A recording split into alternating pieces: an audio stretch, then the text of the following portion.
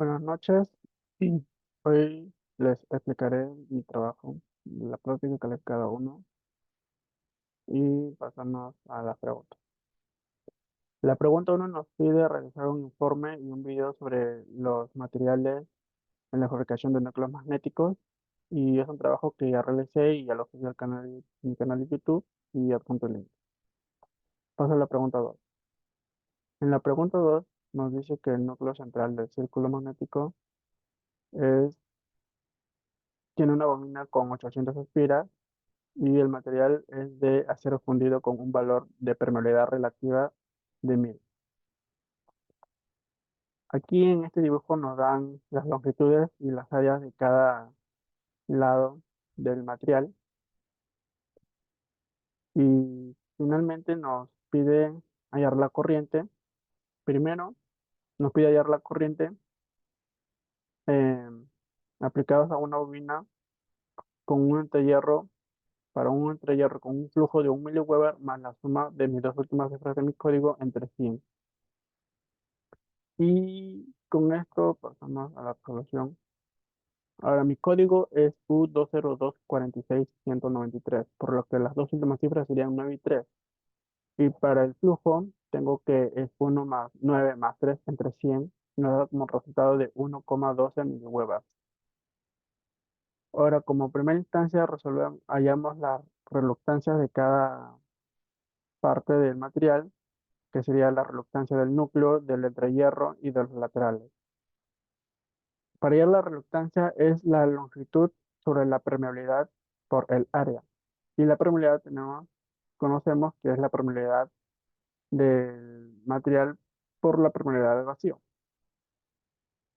Y como ya nos dieron que es una permeabilidad de 1000, lo multiplicamos por la permeabilidad del vacío, que sería 4pi por 10 a la menos 7. Entonces la reluctancia sería 250 por 10 a la menos 3 sobre 1000 por 4pi por 10 a la menos 7 por el área, que vendría a ser 4000 por 10 a la menos 6. Y esto nos da un resultado de 4,97 por 10 a la 4.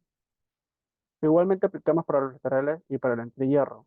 Para los laterales nos da un resultado de 27,85 por 10 a la 4. Y para el entrehierro, acá en el entrehierro no hay un material. Entonces simplemente dividimos entre la permeabilidad del vacío, que vendría a ser 4pi por 10 a la menos 7, y multiplicamos por el área, que sería 4000 por 10 a la menos 6. Entonces nos da un resultado de una reluctancia de 19,9 por 10 a la 4. Ahora, como las materiales están en paralelo y el flujo se divide entre dos, en esta sección, flujo para uno y flujo para el otro, dividimos la reluctancia entre dos. Entonces nos da como resultado de 13,92 por 10 a la 4.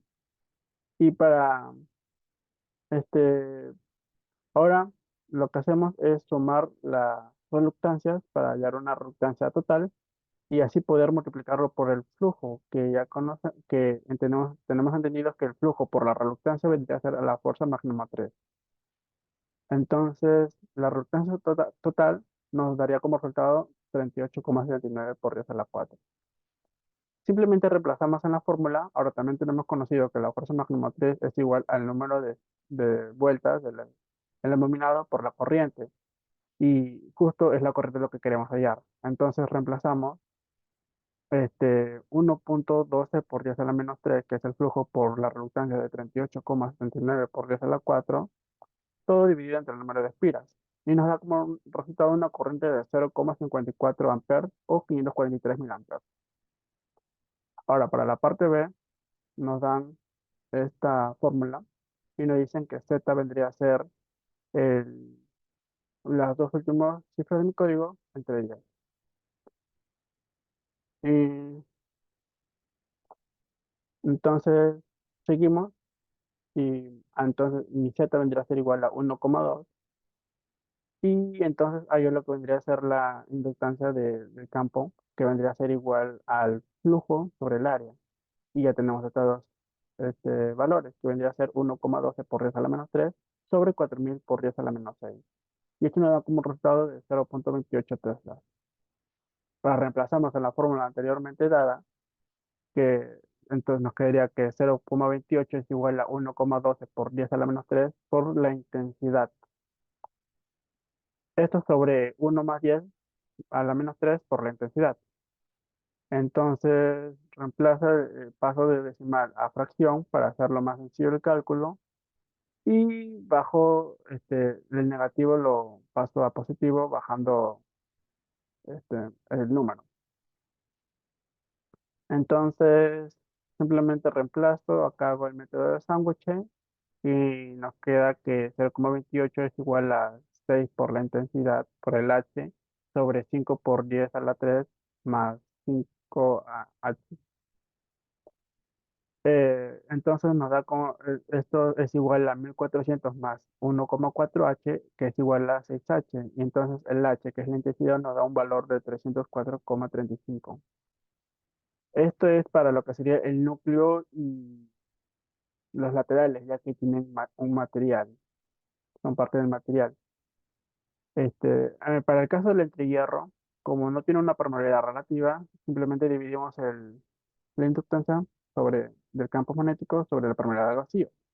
Y esto nos da como resultado 22,28 por 10 a la 4.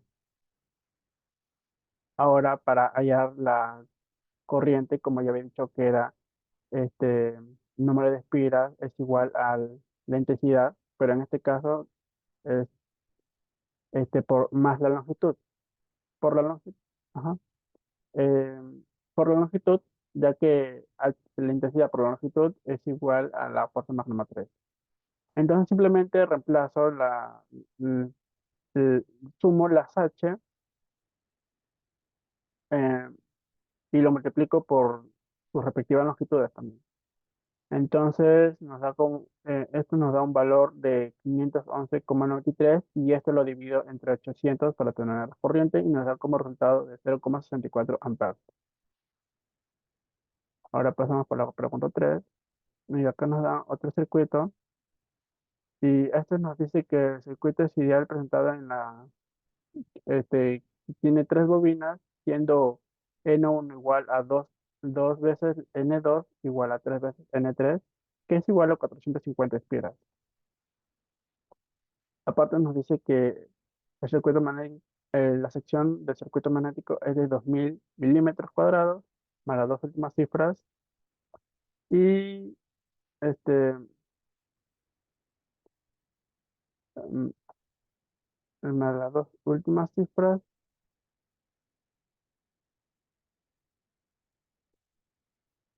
la suma de las dos últimas cifras. Y las longitudes de los entrehierros, que son estos espacios de acá, este, y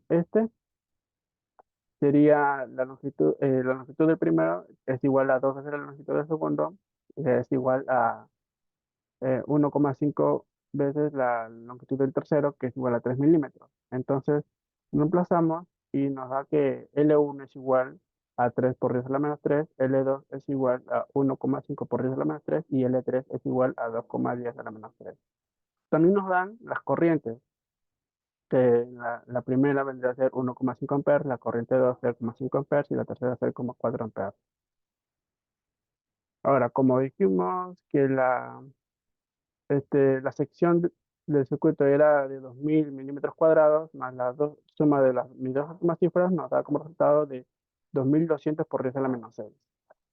Ahora, como acá son dos circuitos superpuestos, hacemos la ley de Kirchhoff, hace- este, haciendo dos mallas, una malla uno y malla 2. Entonces, reemplazamos en la fórmula de la fuerza magnemotriz por la reluctancia por el flujo. Primero hallamos lo que sería la fuerza magnemotriz de cada embobinado, que sería el número de espiras por la corriente, y la fuerza magnemotriz de la primera embobinada es de 675, del segundo es de 112,5 y del tercero de 60,5. Ahora también podemos hallar la reluctancia de cada embobinado, teniendo los datos que ya nos dieron, y la reluctancia, como ya mencioné, que es la longitud sobre la permeabilidad del vacío por el área. Entonces nos da que la primera reluctancia vendría a ser 1.186.542,8. La reluctancia segunda sería eh, 593.271,4 y la tercera reluctancia sería 791.028,25. Ahora, para poder hallar la corriente, perdón, el flujo, necesitamos de las mallas. Entonces, la fuerza motriz de la primera malla es, como los sentidos van en contra, se- los sentidos van uno en contra del otro, entonces los restamos. Y de la segunda malla, bueno, los dos van al mismo sentido y las sumamos. Entonces nos da que la fuerza magnomotriz de la primera malla vendría a ser a 562,5 y la fuerza magnomotriz de la segunda malla vendría a ser 172,5. Ahora también con esto hallamos la reluctancia con los datos que ya hallamos y nos da que R11 lo hallamos sumando las reluctancias del primer segundo y de R22 del segundo con el tercero. Pero siendo esto una matriz simétrica, ¿no? 1 sub 1 y 1, 2 y R sub 2, 1 vendría a ser igual a menos R2. Entonces, R11 nos da como resultado de 1.779.814,2 de R sub 22 sería 1.384.299,9 y de R sub 1, 2 y R sub 2, 1 sería menos 5.900, 271,4. Entonces, multiplicando vectorialmente, punto vectorial, nos da como resultado que el flujo de la primera malla sería 4,7 por 10 a la menos 4 y de la segunda malla sería 3,03 por 10 a la menos 4.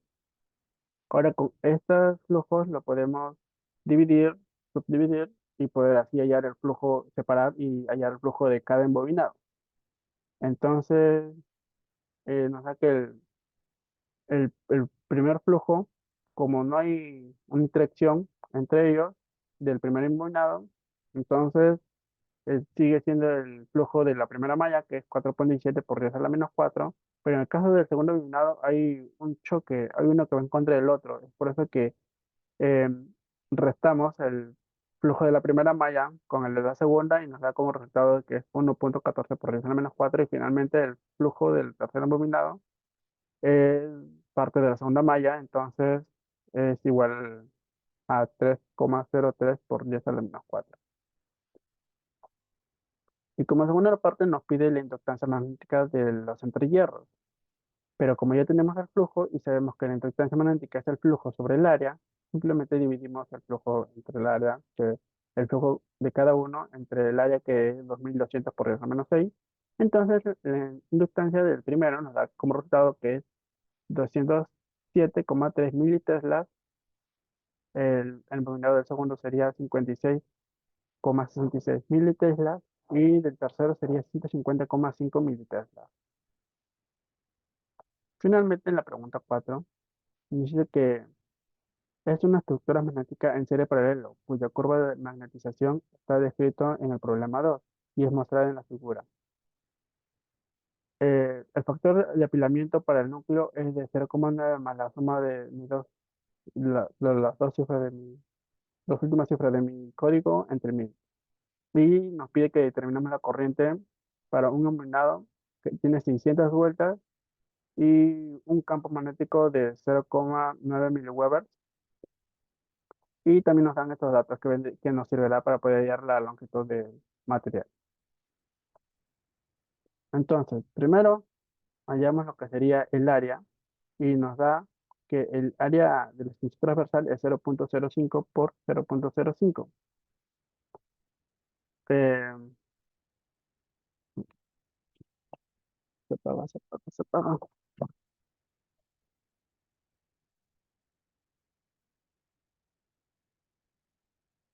Eh, entonces, con esto podemos hallar lo que sería el área relativa del material y nos da como resultado de eh, 2,5 milímetros cuadrados. Ahora, teniendo el área relativa, podemos también hallar el área efectiva, que sería el área relativa por al factor de apilamiento. Y como ya llamas al factor de apilamiento, que en este caso sería 0,9 más 9 más 3 entre 1000, el factor de apilamiento sería 0,902. Lo multiplicamos por el área y nos da como resultado 2,28 milímetros cuadrados. Y ahora, con esta área efectiva podemos hallar lo que sería la inductancia, que es el flujo sobre el área. Entonces, este campo nos da como resultado el flujo, que es 0,9 por 10 a la menos 3 entre 2,28 milímetros, nos da como resultado de 393 por 74 militeslas. Ahora, acá nos dice que la curva de magnetización está descrita en el problema 2. ¿Y qué nos dice el problema 2? Que, que el circuito está hecho de un material de acero fundido con una permeabilidad relativa de 1000. Y con esto ya podemos trabajar, ya que la curva de magnetización nos dice que es la relación que hay entre la inductancia del campo magnético sobre la intensidad, que vendría a ser esta gráfica que está aquí. Y cada línea representa un material distinto. Acá está, se ve la relación del campo, de la inductancia del campo, con relación a la intensidad. Y como ya vimos, este está hecho de un material de acero fundido, pero ya nos dieron la permeabilidad relativa y con esto podemos trabajar.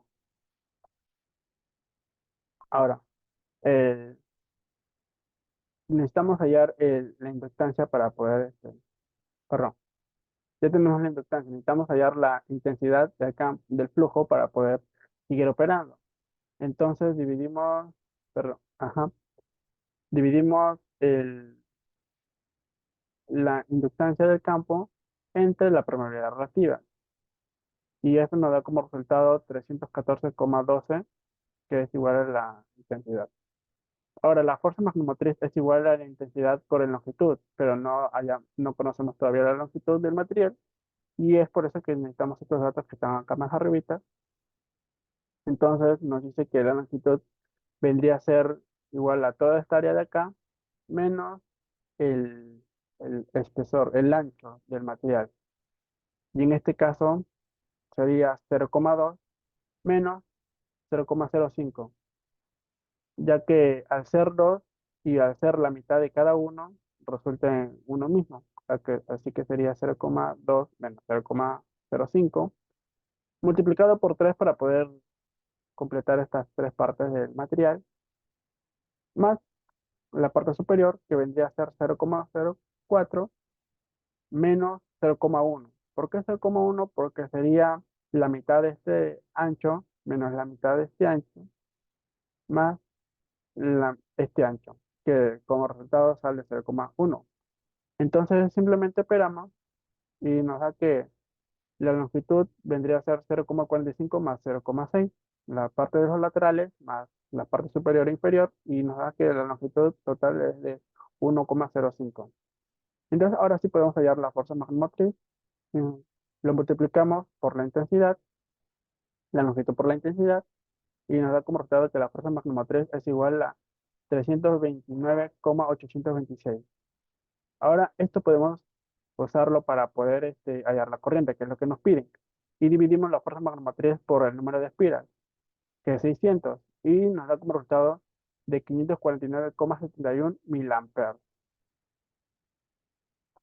Y esto sería todo.